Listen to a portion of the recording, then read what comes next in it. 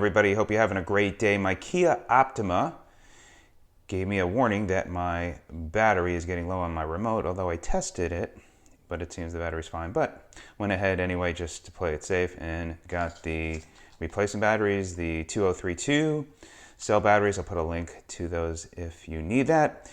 This should also be helpful, this video, not only if you have an Optima, but other similar models that use the same remote. So let me show you how to change the battery. So you press this button in, you pull this piece out, so that comes out.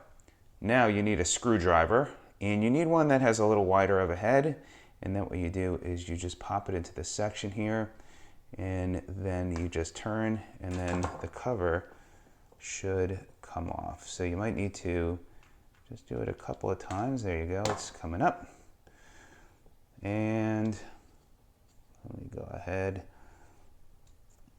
Sometimes it may just take a little extra work. There you go, you put this out to the side, and then you just pull the battery out like this. You put the plus sign downward, right, slide it in like that, and that's it. And you just go ahead, snap this closed.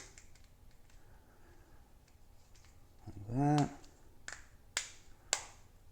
and you are done. And then you just put this piece back in and you're done. So that's how you change the battery out.